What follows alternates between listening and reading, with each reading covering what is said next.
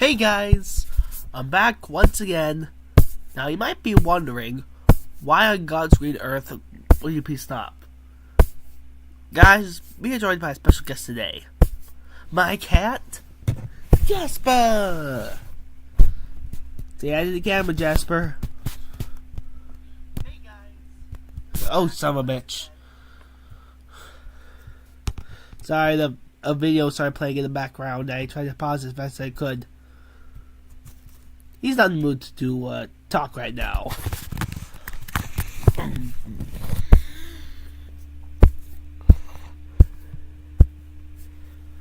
So anyways, sorry about that. Still dying of allergies. I'm streaming daily as it seems. Well, I'm streaming until someone can help me out with this fucking paper. Like, I have the whole thing planned out. And I'm gonna make it here. It's pretty soon. And once it's made, I just need help with the publishing. Because journals don't just come with a create button like YouTube does. So I'm literally forced to have to frickin' ask someone else. So I'm asking any scientists out there who end up watching this stream to please help me with my scientific journal. Please, please, and thank you. Now I'm going to leave a comment in the comments, just so people will know when they join.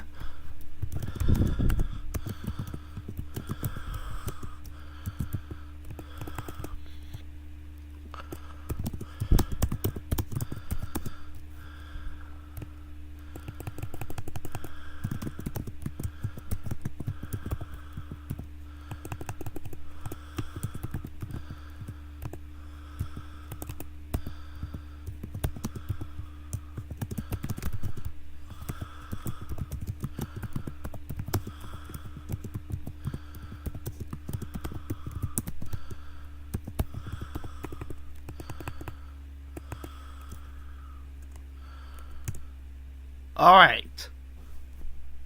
I think that should be good. Now, let's react to some stupid, shall we? Oh boy. Oh boy. Here we go. Here we go. My thing lagged. And misclicked. And all that good stuff. Not. Alright. Sweet, I got one view. Or is that just me? Was it just me? I'm currently on the stream on my phone so I can read the chat. Shit. Nope. We had enough of that. We did chocolates last time. This time, we're going into episode 3. Which is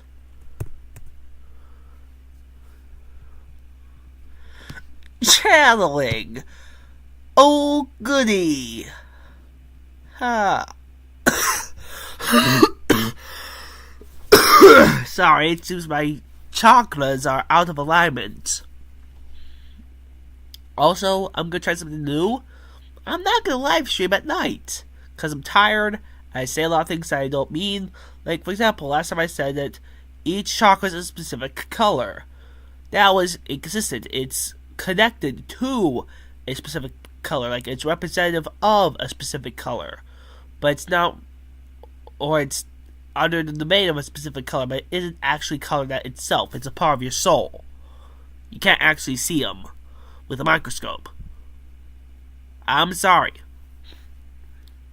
And now we're going into channeling. Oh, goody. Yeah, people channel entities. They can sometimes receive misinformation and whatnot, all that good stuff, and are not really trustworthy sources, and that's why I stick to mostly praying to higher entities instead of actually channeling them. Because they are either misunderstanding them, a fraud, or something like that. Yeah, I'm gonna stick to my prayer, thank you very much. But let's see what you guys say, Jordan, about channeling.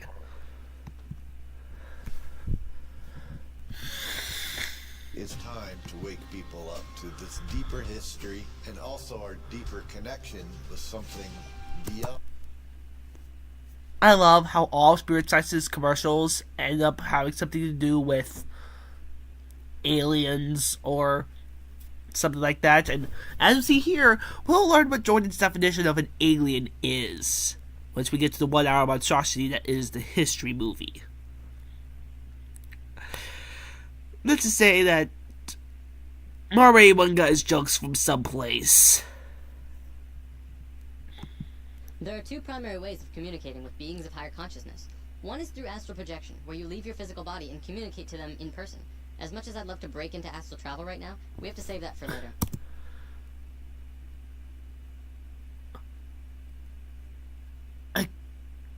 Define in person.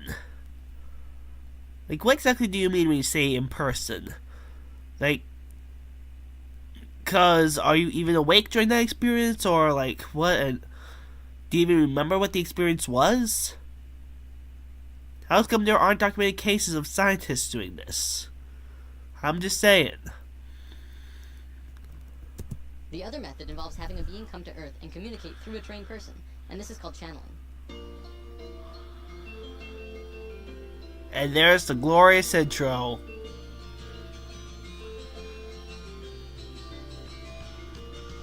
Channeling is a natural form of communication between humans and beings of higher consciousness.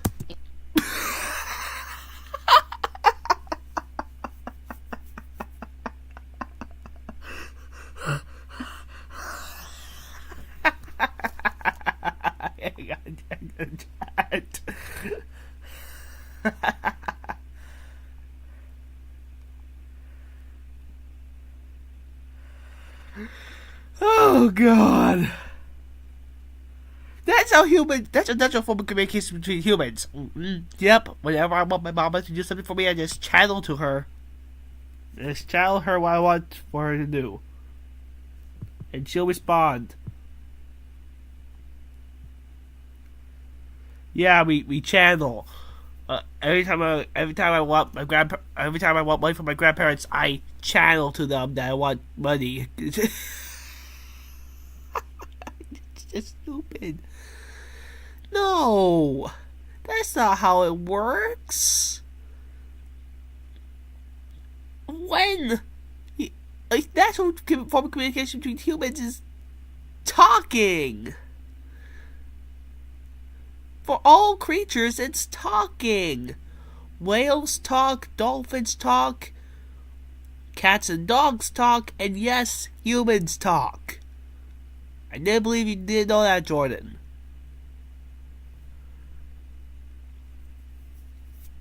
And define consciousness, like higher level of consciousness, like...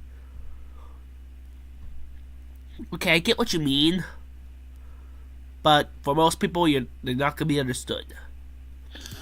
Included but not limited to angelic beings, spirits of nature, non-physical entities, or even animals and pets. In a sense, it's basically when a human will turn him or herself into kind of like a phone for beings of higher consciousness and people to communicate. A channel.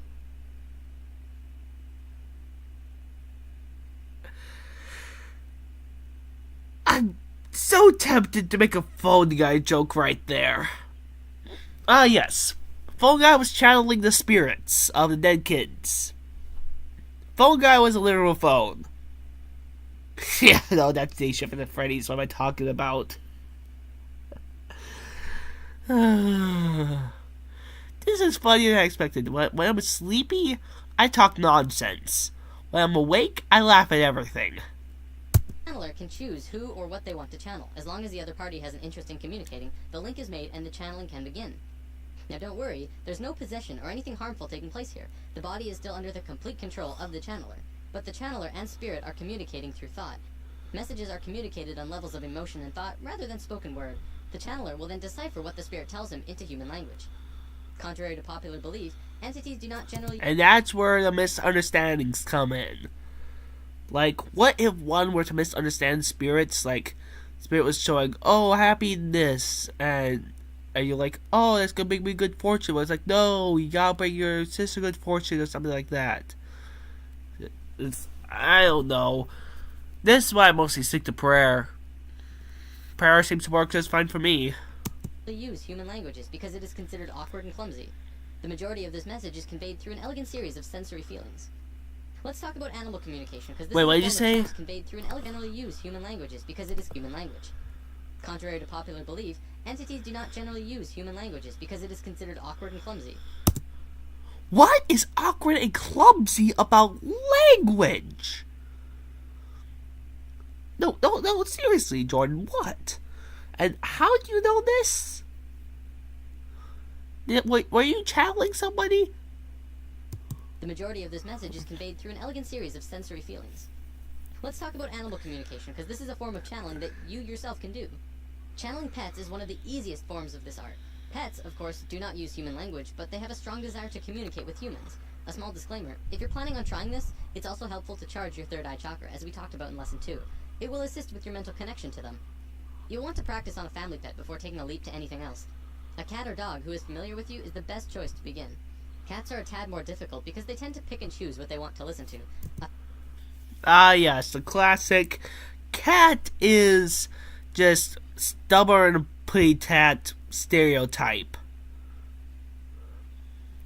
My cat's actually very vocal and very loving and very caring. Like, he actively patrols our home at night to make sure that everyone's in their proper place.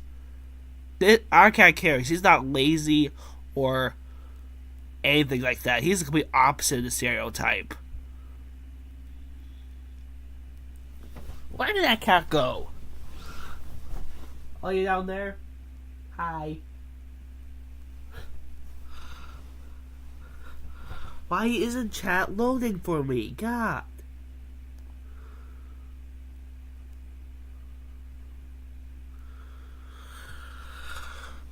Oh boy.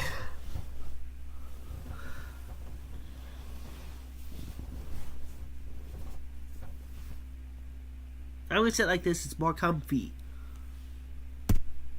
Let me just move this up. Hi. A family dog can be easier as they are pack animals and will be more apt to tune in to the leader of the pack, which... You think cats aren't pack or social animals? I mean, obviously no, cats are actually pack animals, depends on the species, but lions, for instance, live in prides, which is basically the cat equivalent of a pack.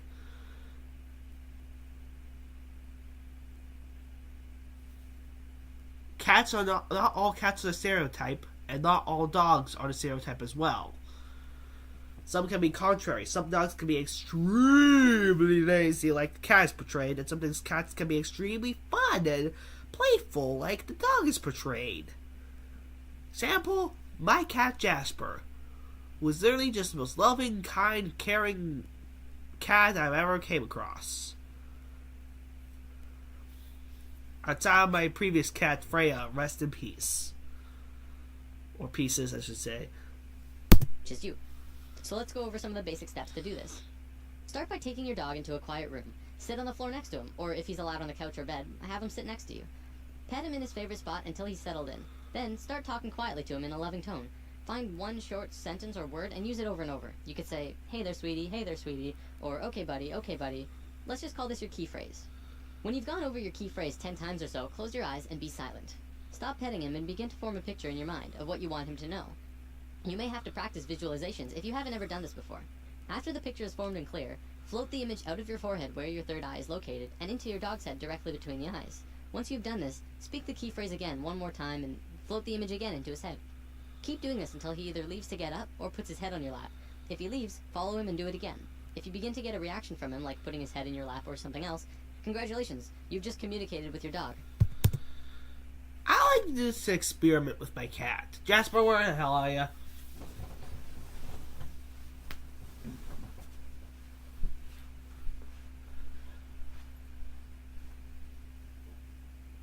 Hey there, pal.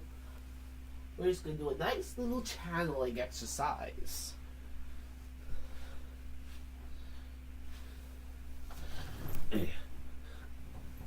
Yeah.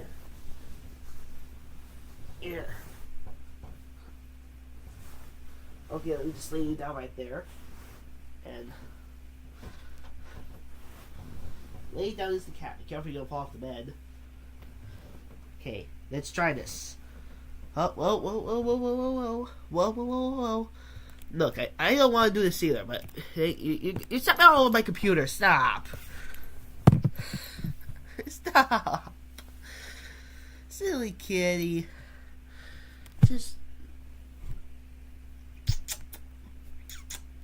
Okay, you gonna settle in over there? Okay. So, what's the first step? Speak the key phrase. Okay. Hi there, buddy. Hi there, buddy. Hi there, buddy. Hi there, buddy. Hi there, buddy. Hi there, buddy. Hi there, buddy. Hi there, buddy. Hi there, buddy. Hi there, buddy. Okay. Second step is to picture the image. Okay, I'm gonna picture the bird. Yeah.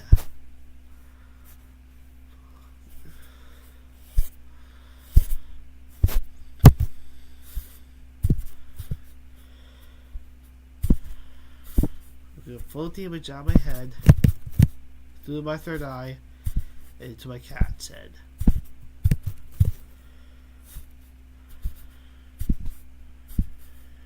Feels like Dingle. I'm either actually doing it or I'm drunk, like Legolas was when he started to feel tingly. Yeah, I'll probably be Gimli when he passed out. I think that's his name. Damn, I haven't watched Lord of the Rings in a while.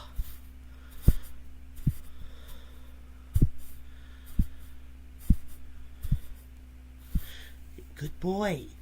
Jasper. Hey, buddy. Hey, buddy. Hey, buddy. Hey, buddy. Hey, buddy. Hey, buddy. Hey, buddy. Hey, buddy. Hey, buddy. Hey, buddy. Hey, buddy. Hey, buddy. God, I'm not getting a reaction. Hey, buddy. Hey, buddy. Hey, buddy. Hey, buddy. He's just smacking my computer with his tail. Does that mean it's working? He said about the dog, but he's trying to beat the cat's. I don't know. My cat's biting his tail extra aggressive. Maybe that did something. Or maybe he's just irritated but I put him on the bed when he's nice and comfy on the floor. And he laid on his head. I'm sorry, Jordan, I don't think it worked. I think you might be full baloney on this one. Cats are a bit more stubborn, so it'll depend on the cat you're trying to communicate with. The image you're visualizing to him may have to be their favorite cat treat or something that they really like. I just did. I visualized the bird. I got this toy bird for him. Or I didn't get it for him. My grandpa got it for him. It's a bunch of feathers that spin around and make sounds when you move it around. And he just loves that thing. Try again.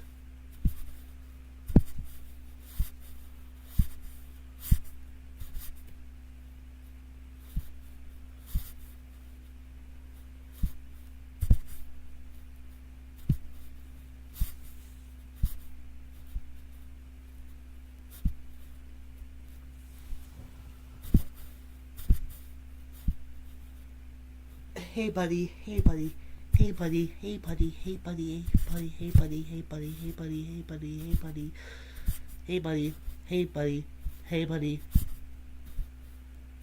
hey buddy. Yeah, it's not working. If they're especially loving snuggle cats, then that's all the better.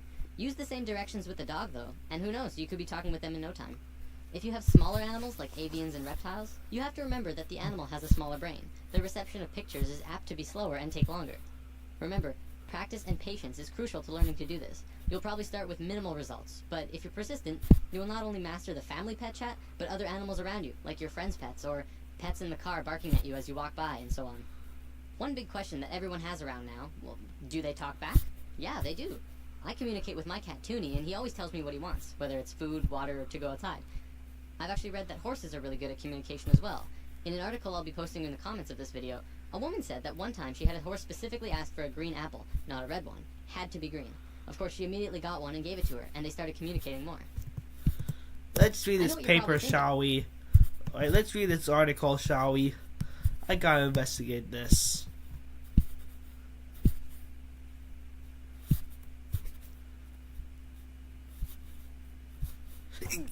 Someone said CALM. I do not like that word. Wait a minute, where's the description? Aha.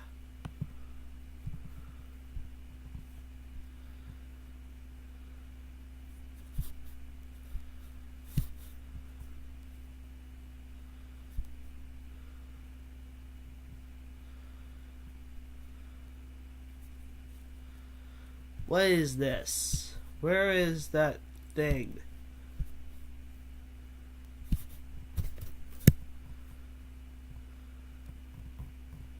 You promised an article.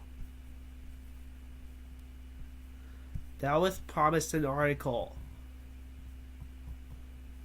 I don't see no article.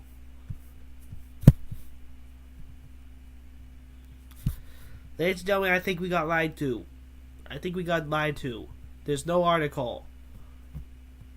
Is this it?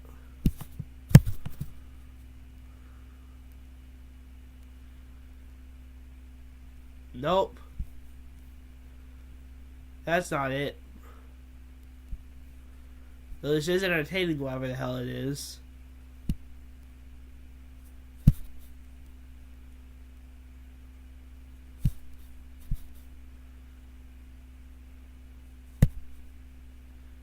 Alright, so basically end of the world stuff. Alright, that cool video, bro. Cool video.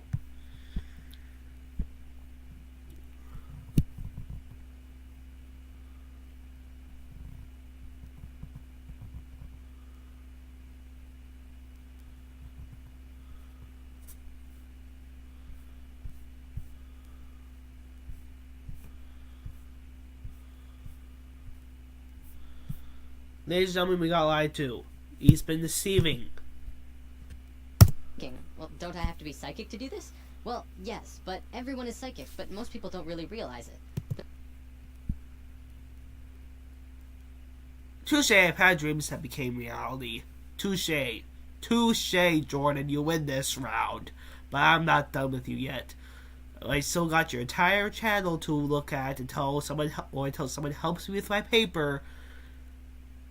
Oh boy. There's a gland in the brain called the pineal gland, which scientists have actually labeled the psychic gland. Let's Google this.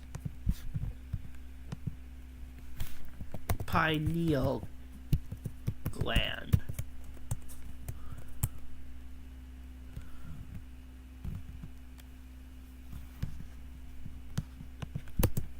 Nickname.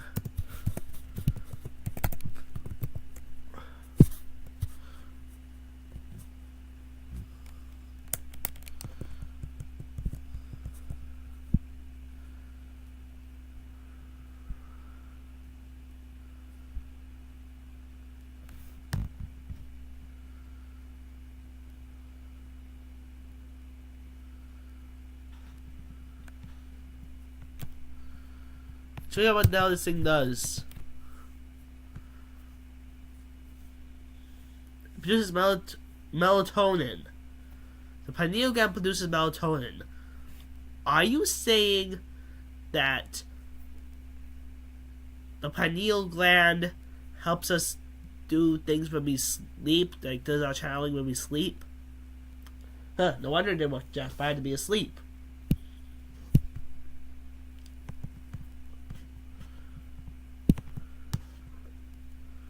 Through charging your third eye chakra, you begin to activate the pineal gland and your psychic connection can begin. Just remember to release the concept that you'll hear words and allow yourself to feel into your animal friend. So now we understand how to channel beings of lower consciousness, animals. For beings of higher consciousness, it's essentially the same thing, only reversed. In this scenario, we are like the animal, and we are communicating with beings who know and understand far more than we do. There are a plethora of channelings on the web that you can find. Some are really helpful, enlightening, and perceptive, and others are, well, not. It's important that when you're listening to or reading channelings, that you use discernment with what you're listening to. For the most part, you have no idea who or what is being channeled, and the only way you can really truly tell is through listening to what they are saying and finding truth in their words. If what is being said feels right, then go with that flow. If it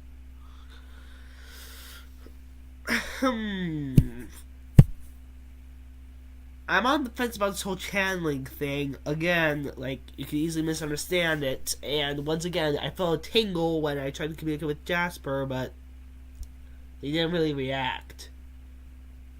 Or maybe he just doesn't want to listen. I don't know. Could be real, could be not. Don't care, really. does not, Do I care? I don't know. then you don't have to subject yourself to it. The final decision will have to come from you, though. Wait. You don't have to subject yourself to it. Oh my god, that was a I thought this was a middle finger right there. That'd be funny. You shall not pass. Give me here.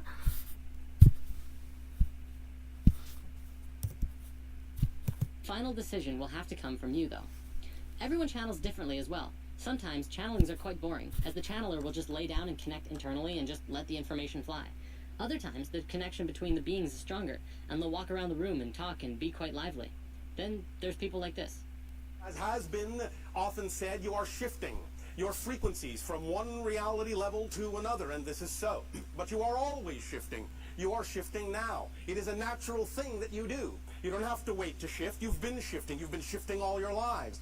This is the way motion is created. This is what happens when you create the illusion of movement. The only way to create the illusion of movement is to actually shift from parallel reality to parallel reality that's slightly different than the reality you were in before. So you're shifting now, you're shifting now, you're shifting now, you're shifting now, you're shifting now.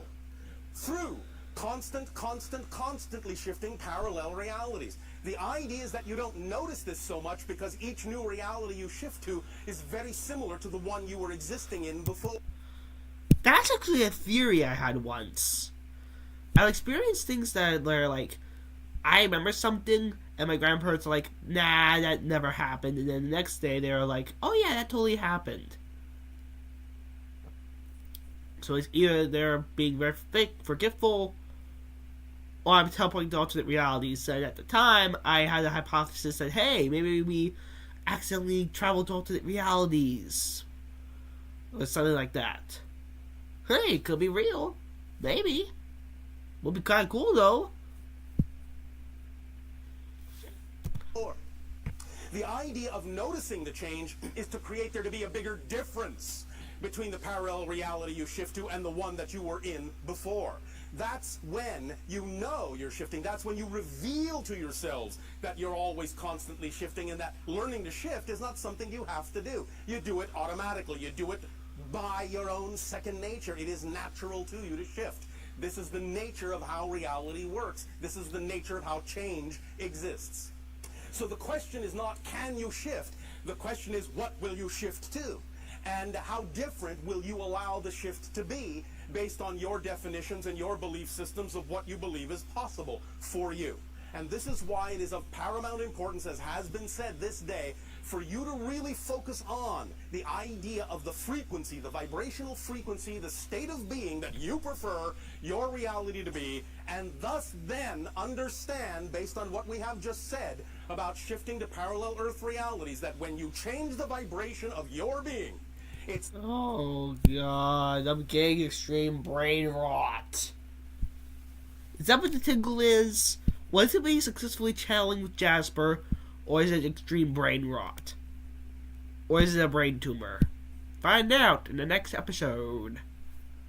It's not that you change the world. Oh god, I probably just jinxed it myself by saying that, didn't I? God damn it. Oh. It's that you take yourself, you shift yourself to a parallel Earth already existing on the vibratory level you have created within yourself. Now, I gotta admit, that's actually pretty cool. And regardless of the excitement in the way he channels, the information is usually really good. For those who are trying to channel entities on your own, I ask that you use caution when proceeding forward, but also have fun. There's a possibility that you encounter a negative entity who may try and trick you or steer you off course. For the most part, even that you what does encounter a sign say? negative entity who may try and Reality, duality, oh, unity. trick you or steer you off course. For the most part, even the bad entities will act as good ones, because humans generally fall for it. I don't want to scare anyone away from this, though. The universe is full of amazing, positive beings of light who are here to help us in our time of need. If you connect with a being that just fills you up with love and light inside, then feel free to establish a conscious connection and communicate with this being. Syrians and Pleiadians especially are known for being very loving and helpful. Palladians? Are those beings made of palladium? No, I remember anyone talked about this. That they are supposedly beings from the Pleiades, which is a open star cluster. Problem with that is those things disperse within millions of years, and it takes billions of years for intelligent life to evolve. Maybe 100 million if put under intense pressure to either evolve or die. Yeah, I don't think that's the case. You know that this is nonsense when you take fictional characters into account. Like, I'm not saying higher beings are real. I'm not saying that gods aren't real. I'm not saying that none of that is real. I'm saying that Palladians are not real. Because they literally cannot. Unless, of course, there's some kind of, like, different form of life. Actually, never mind. Never mind. Forget what I said. It's entirely possible that Palladians could be real if they are a different life, if they're in a different form of life. Like, they're not organic based, or they're not carbon based. Like, what if they're like Fart from Rick and Morty? I don't know. Or maybe it's just some kind of god from that was born in the Palladians or something. I have no idea. No, I'm just gonna shut my mouth. I don't even know what I'm talking about anymore at this point. I'm saying the most random stuff. Syrians come from Sirius, the brightest star in the sky. The Pleiadians come from the Pleiades, which is a cluster of stars through the constellation of Taurus. To learn more about this, I recommend reading the book Bringers of the Dawn, or listening to the audiobook, which is available on YouTube. A lot of the information in spirit science does actually come from channeling. A man named Drunvalo Melchizedek was visited.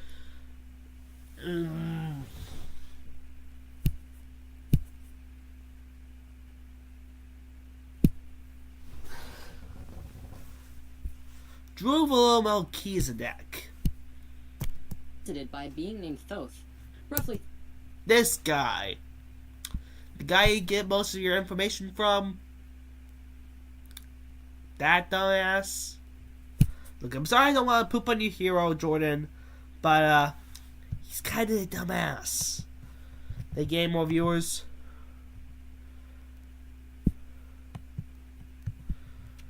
No. 30 years ago and worked with him personally for many years. We're going to be learning a lot about Thoth, who was the priest king of Atlantis for a very long time. No, he was not. Was Atlantis real? Yes. Was there intelligent life there? Maybe. We don't know. What happened to Atlantis? I'll tell you what Atlantis was. Atlantis was supposedly a continent that existed in the Atlantic Ocean, but has ever since been destroyed. And we actually have a real life continent that existed within the Atlantic Ocean at the time. It was called Pandora. The supercontinent that came before all the other continents. The major supercontinents that was originally made up by all continents combined before they broke apart, creating the Americas and Afro-Eurasia and Australia and Antarctica. You know that place? Yeah, that was there. Since it was in the exact location at the exact time, henceforth, that place was, by definition, would be Atlantis. Was there intelligent life there? I have no idea. I mean, maybe if there were time travelers, or who knows, maybe the velociraptors counted, but, we just don't know. We just don't know. There definitely wasn't any civilizations, else we'd be excavating those civilizations. That's for damn certain. Unless, of course, they were all wiped out in the Great two asteroids that crashed to the Earth. Yes, there were two. There was actually an article about that. There's one in Africa and one in the Gulf. Or was it Africa or was it Europe? I don't remember. Similar size, similar age. Theorized that two asteroids hit the Earth at the same time. He wrote about all of his experiences in the Emerald Tablets, which are ancient, unbreakable tablets which we discussed in Lesson 12.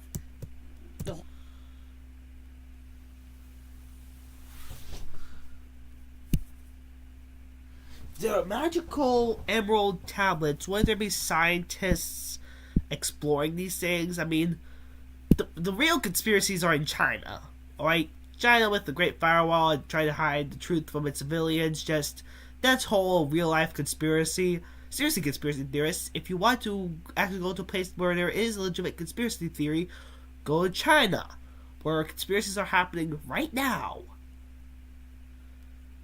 But in all but no, that was serious. But you know, getting back on track. Enough of the digression. There's no conspiracy anywhere else. So how's come those things aren't being studied by scientists? Why aren't they in a museum? The whole Atlantis story came from him. I highly recommend for those who are Did Atlantis come from Plato? interested in learning more. Check out The Ancient Secret of the Flower of Life, the first book Drinvalo published about his experiences with Thoth, as well as 25 years of scientific research that works harmonically with what Thoth taught him. There's actually a being channeled named Cryon of magnetic service. He talks a lot about worldly events and what's going on a global scale. What's interesting is that Cryon has been invited to the United Nations 7 times over the last 13 years. Wait, what did you say? A being channeled named Cryon of magnetic service. He talks a lot about worldly events and what's going on a global scale. What's interesting is that Cryon has been invited to the United Nations 7 times over the last 13 years. The United Nations has invited a higher being, a higher life form from a different reality, or something like that,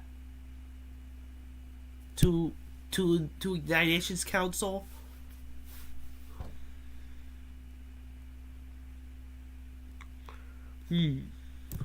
If the UN listens to channeling, maybe it deserves a little more credibility than we realize. On my YouTube, I'm going to be posting small snippets from various channels, but most of them from Crimson Circle.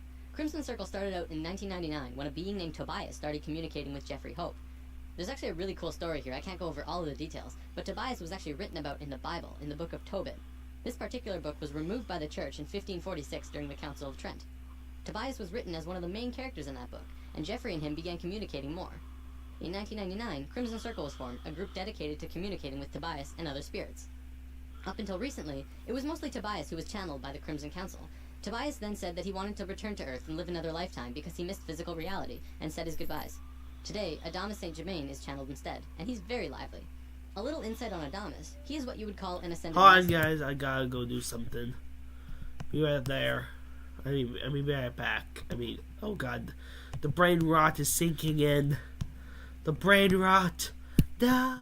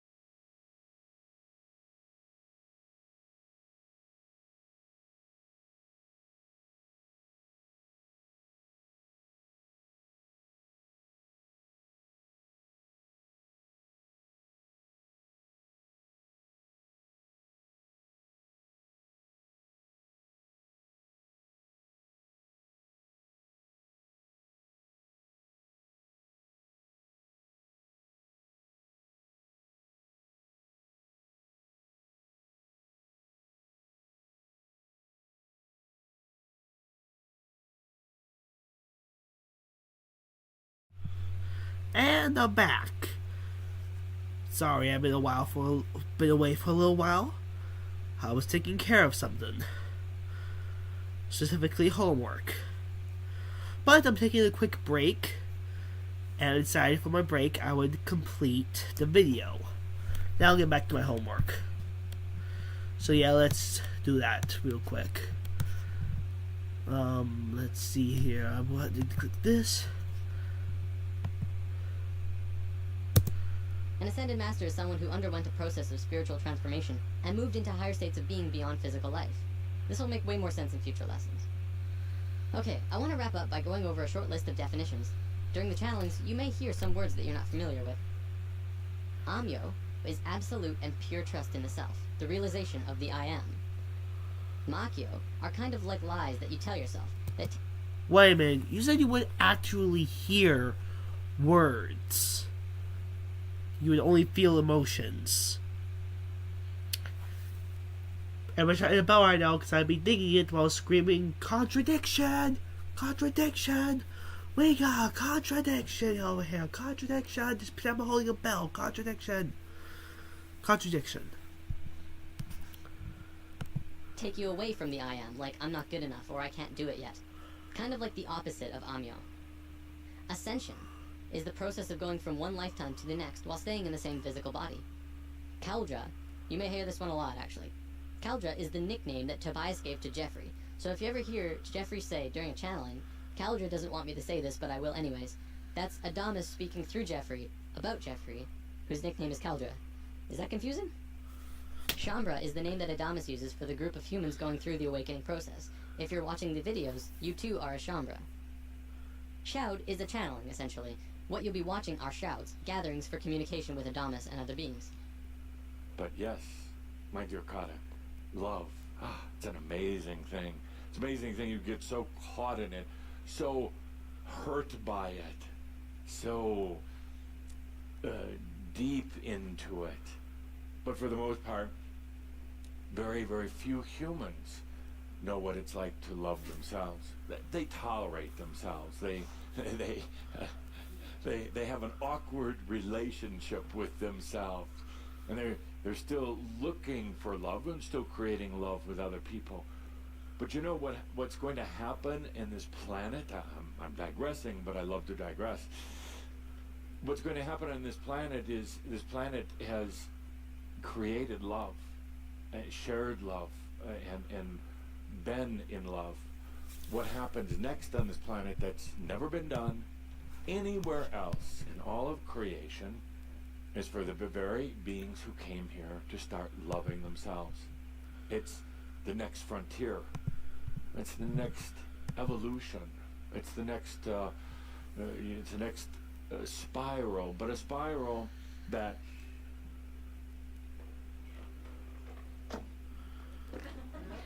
Oh my, no barkers? Oh. not that I'm so demanding. A simple cup of coffee, a marker is all I need to keep me happy. So you could say that your experiences Okay, I'll admit have this been is like funny. a big spiral, and continuing to expand, continuing to experience and to share all that. But funny thing happens at a certain point in this awakening that you're going through. The spiral comes back into itself, and then you would have to create a hologram. You can't write it on the board like this, but you go through like a doorway into yourself, and you're never going to be alone in there because you found yourself, but you have an intimate understanding of everything and everyone. What we're getting for this is we're going to evolve into beings who know how to love themselves, because apparently we don't love ourselves. I have no idea what you mean. I love myself entirely. I'm grateful to be alive. I actually want to upgrade myself. Else when you fall in love with yourself. Well, that wraps this one up. Happy channeling. Nothing like the sun to keep you from stumbling in the dark. Thought it once or twice, you figure out where you gotta start. All the scars that fill my heart with pain. Well, that wasn't as long as I wanted it to be, so I guess I'll get back to my homework now. That was a fun little break. See you guys in a bit.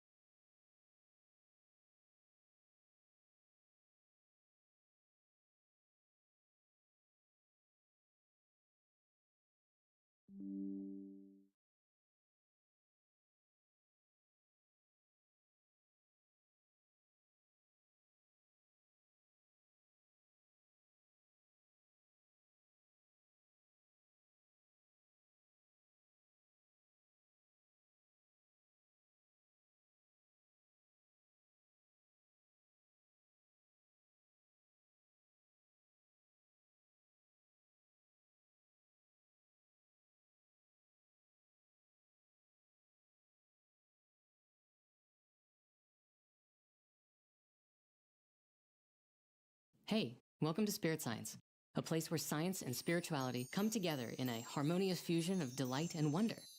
I know that probably sounds super over the top or way too many sparkles for most people's taste. But the truth is, science and spirituality actually do go well together. Like, very well together. On both sides, too. There's a science to spirituality. There are methods and practices and teachings and understandings about the nature of reality that is scientific in nature that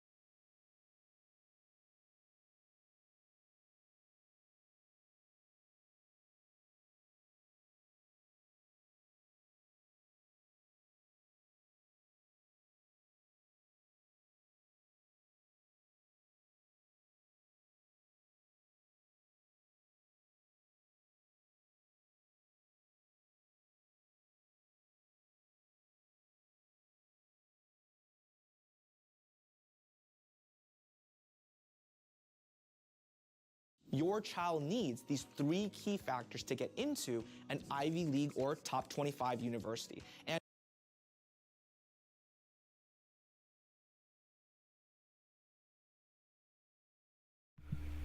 And I'm back. Uh-oh.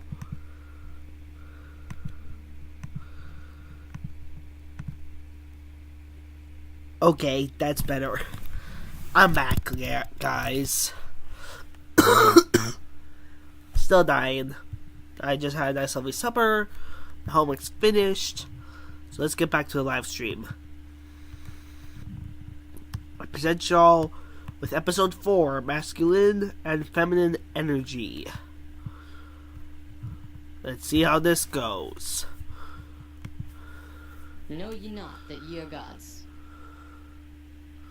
Better get some popcorn ready. This one's gonna be pretty long. 9 minutes.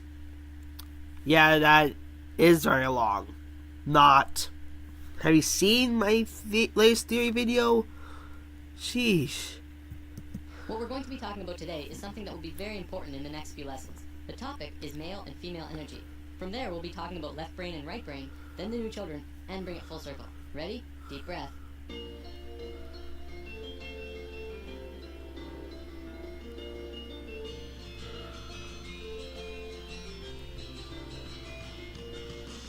A few weeks ago, we touched upon chakras and how they're the source of what's affecting your internal systems. What we didn't talk about was the energy flowing within them. Now, there's lots of kinds of energy through and around all of us, and that'll be a future topic later on.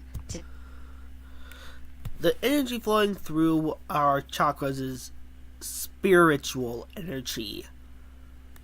It's the energy that can do work on the spirit. It's practically magic or supernatural phenomenon, as one would say. That's it. Today, I want to talk about two specific energies that can be expressed through this image. The energy Positive and negative, I see. that flows here is male and female energy. No, wrong. Yin and Yang is representative of pure opposites. One positive, one negative. One has a little bit of negative, positive has a little bit of negative in it, and the negative has a little bit of positive in it. It's supposed to be representative of everything. Yin and Yang. It's supposed to be representative of equilibrium or balance. Male energy is focused, and female energy is creative and random. Okay, Marmor 81 had a problem with Jordan not defining these, so I'm going to define these for him. Male energy is an unknown form of energy that has a weird effect on it. Specifically, in masculine people, no, not masculine. Fuck! This is why I don't talk off my head. I misspeak. Let me try that again. Male energy is a form of spiritual energy. One that, when it interacts with the brain, causes focus, sharpness, basically everything you associate with masculinity. Now, female energy is energy that when it interacts with the brain, causes traits that we recognize with females, being creative and all that stuff. At least that's what Jordan is trying to say here. We don't exactly know what these energies are, or what they do, other than their spiritual and cosmic energies, or something like that. That's basically what he's getting at here. That's the best we can explain them, because since they're not something like physical in front of us, like electricity, we can't actively measure them or observe them. So we can't really get proper definitions for them. So if Marmor 81, one moment.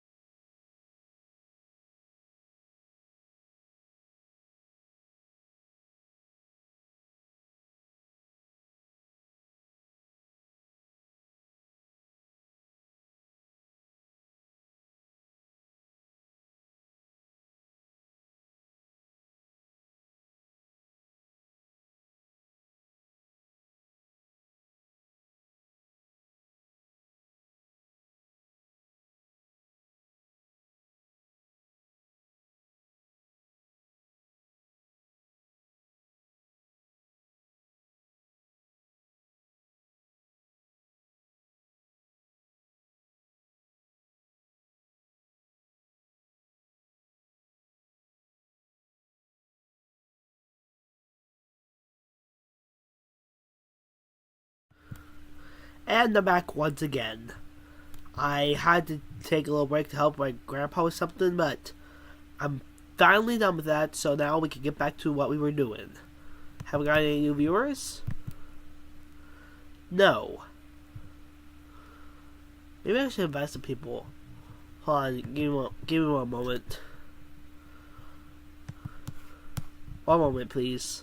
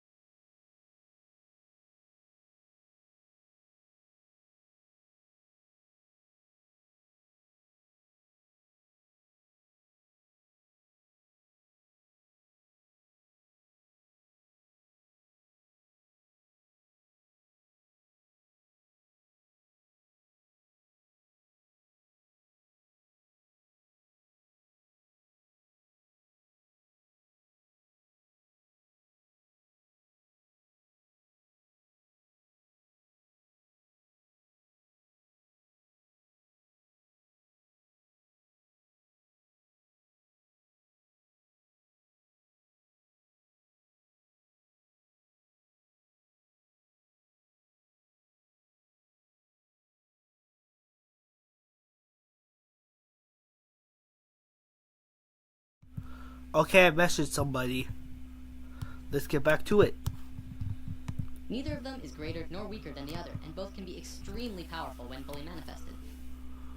Female energy is the land of unbridled possibilities, creative potential, and affecting the universe from within. Focused male energy takes direct roads from point A to point B. This energy can be as strong as a tank, accomplishing tasks and going where it needs to go with precision and without distraction. The important thing to know about this energy isn't how they move. I'm going to use some super basic sacred geometry to demonstrate this. This is the Fibonacci spiral. We're going to be talking a lot more about it when we dive into Oh no, here we go, sacred geometry. Alright, let's see what Jordan has to say. the topic. For now, all you have to know is that it starts at 1 and flows outward forever in a very specific way, and is present in all life everywhere. Hold up.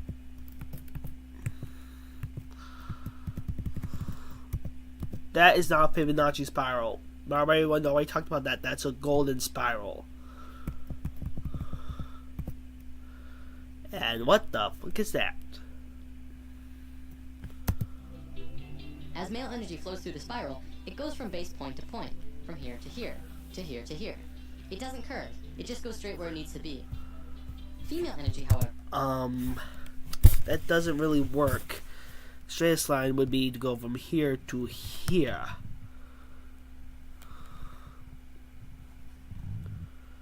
I mean, I'm not wrong. You know what, let's give you the benefit of the doubt, Jordan. Let's say that sacred geometry is an actual thing. So it's going from here, here, here, here, here, here, here, here, here, here, here, here, here, here. Okay. So that's how it behaves. It goes in a straight focused line. But how do we know that it travels that way through the spiral? How exactly do we know it's straight focused like that? That's my question. would flow in the actual spiral. It would go around, going in and around outside all the lines, but still getting to the same or similar results. This is the graphic representation of how it flows, but it also acts in the same way. From this understanding, you can see how we use these energies in our lives. It's the difference between driving straight to work and being on schedule all the time, and taking the scenic route because it's a more pleasant ride, even if it means being late. It's baking a cake strictly by what it says in the cookbook, and putting it together with what just feels right. It's getting that promotion for working the hardest, and getting that promotion for coming up with the best ideas. Here's a relatable example. It's the difference between Inception and Sucker Punch. Both about dreams, but one of them being the masculine story of professional men just doing their no-nonsense work, trying to get the job done, and the other being the feminine story that was creative and random and, according to many, didn't make much sense. How do you take 20,000 children in the middle of New York City without anybody seeing? What? They are being put into buses. They are given certain clothes. Some of them were taken out in boxes. What? can call them crates, you can call them caskets of dead people, although they were by children and men. The I fuck? mean, we can talk about tunnels all we want. The non-believers will say, where's the proof? When I go into the tunnels, I can't take my phone, and if you're going to do it, the psychopaths will eliminate you. The fuck is this?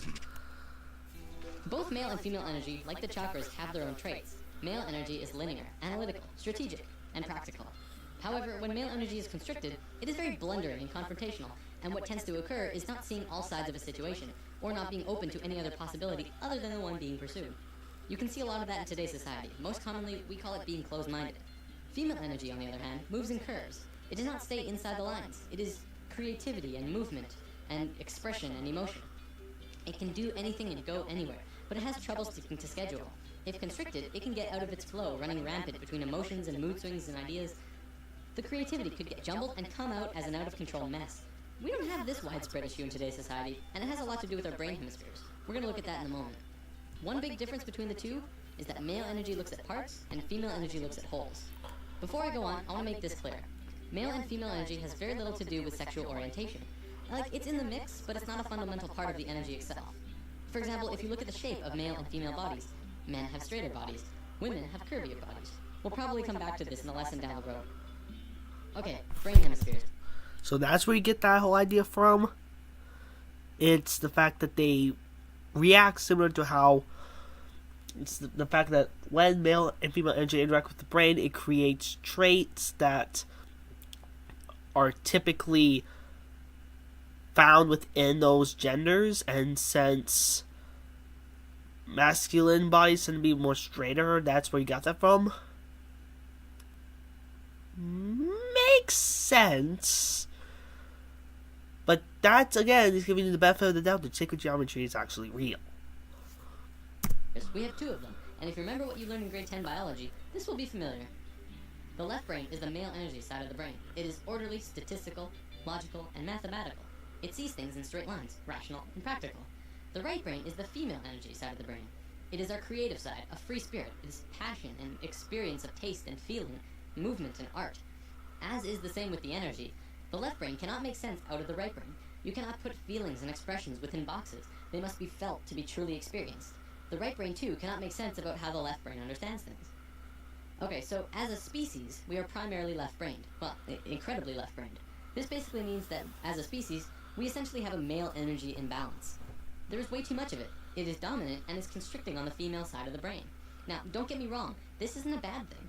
In fact, it's kind of a blessing in disguise, but we have to talk about some other things first. So, there's nothing wrong with our female energy. We're just not really using it to potential. Our male energy is really messed up, and that's why we're where we are right now. By where we are, I mean the economical, political, financial, religious, nuclear, dolphin and bee killing global war crisis. After lesson 1, I touched So, the spiritual energies being out of sync is what is resulting in this. Again, giving you the benefit of the doubt that this is all real. I personally believe in the supernatural, so I'm giving you a pretty big benefit of the doubt.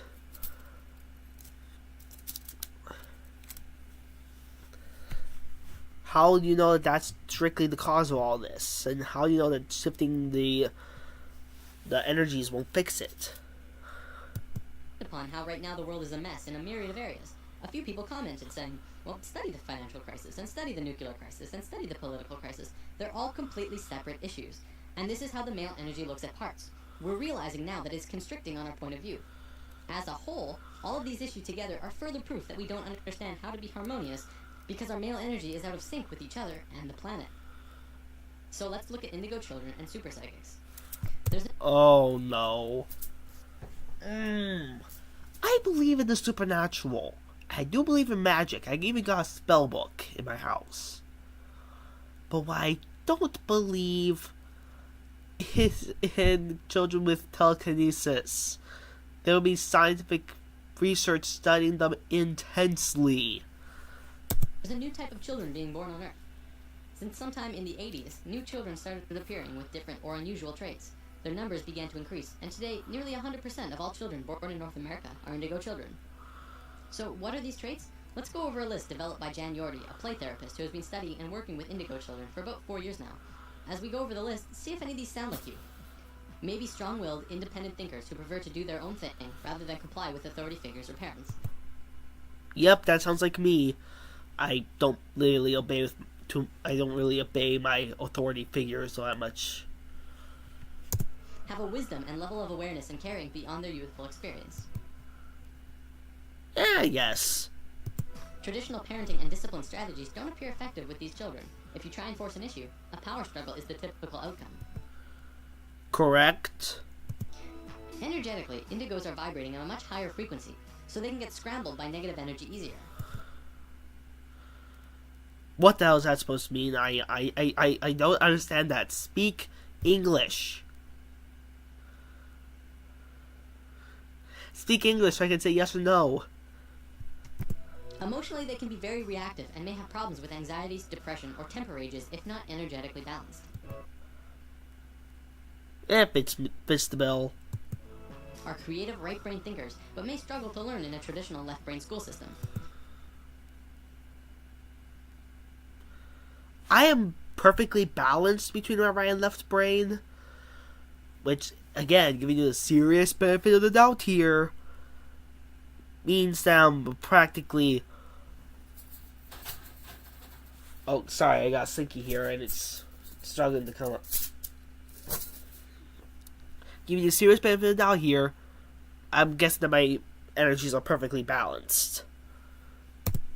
Often, indigos are diagnosed as having ADD and ADHD, since they appear impulsive. This is because their brain can process information faster, and they require movement to help keep them focused. Okay, that's perfectly with me. Indigos are very intuitive, often psychic, and may hear, see, or know things that seem unexplainable. Okay. Part of the reason why I believe in the supernatural is because of that.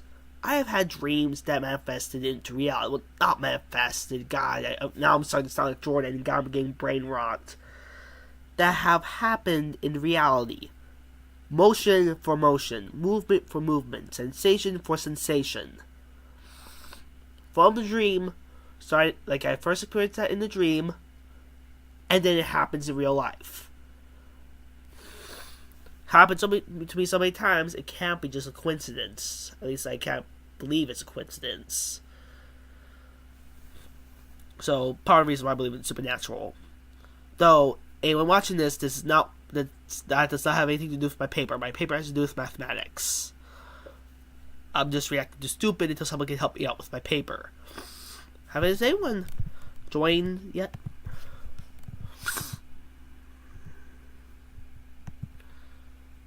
Oh, hey, I got one concurrent viewer. Nice.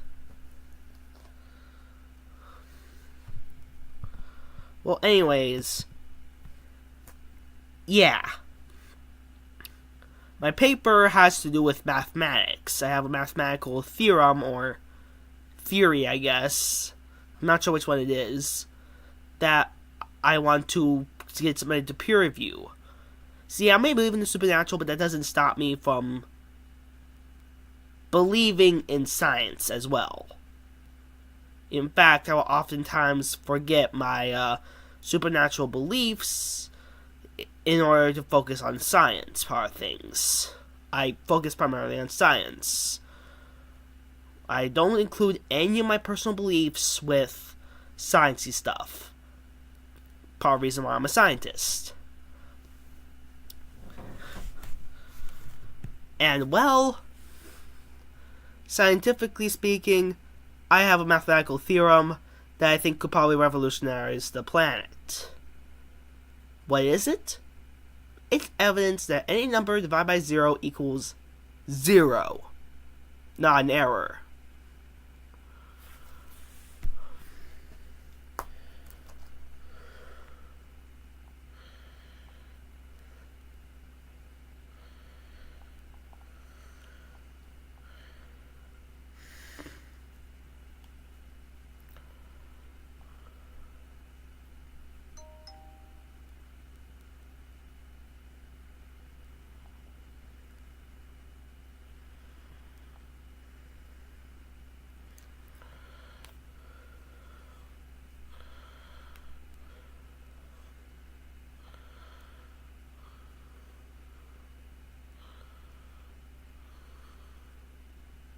Wait.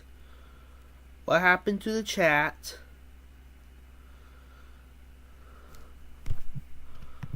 What on God's green earth happened to the chat?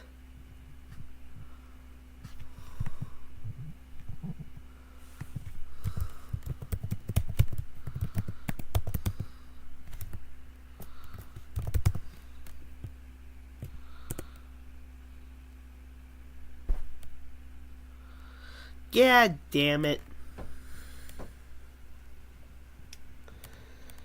It was functional a while ago. What on earth happened?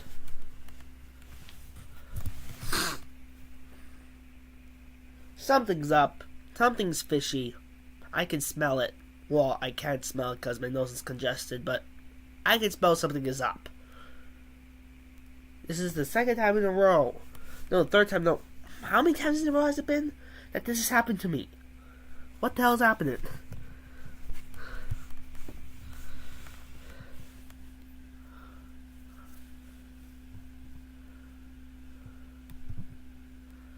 You know what? I'm going to set up a poll.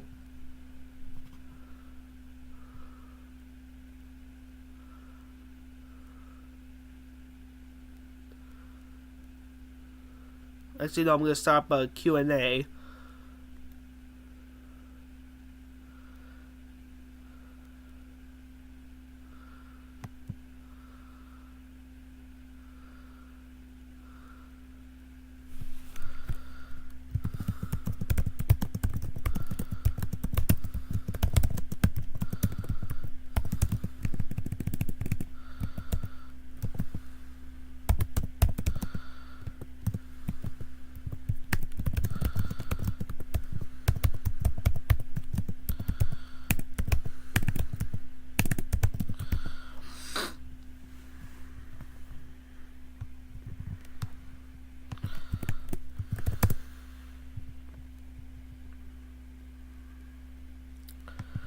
There. Oh, you son of a...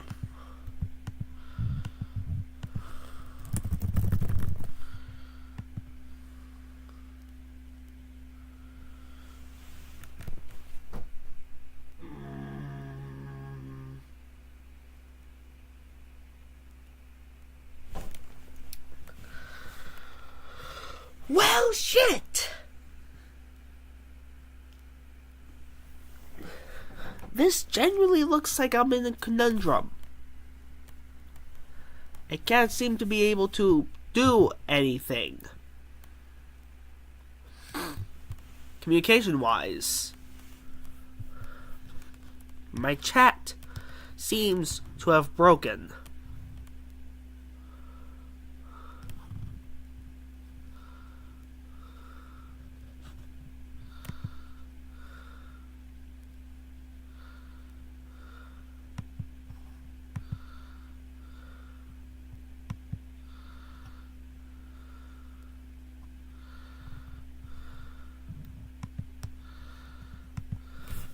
Try something else.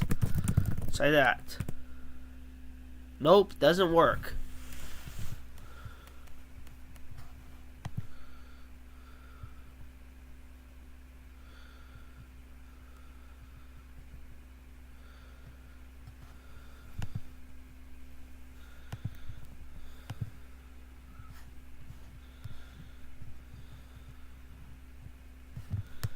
Yeah, I noticed.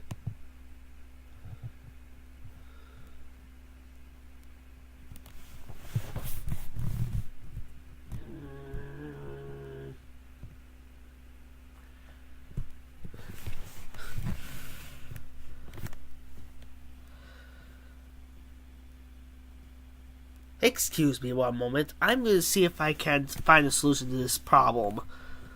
I am going to start a new stream right now. Don't go anywhere. I mean, go somewhere. Go to my next stream. I'm going to see if me making a new stream will fix this conundrum. I'm going to have to edit all this together.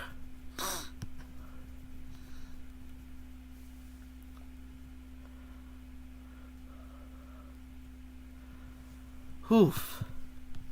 Be right back.